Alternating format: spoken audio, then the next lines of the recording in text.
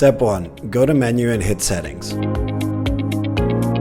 Step 2. Select the Composing section on the menu sidebar. Step 3. Enable Undo Send feature by adjusting the undo send time.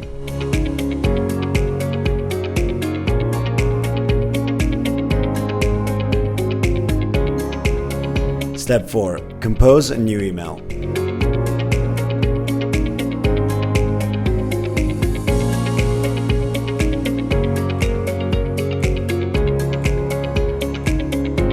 Step 5. After hitting send, undo send by clicking undo at the bottom of your Mailbird desktop app.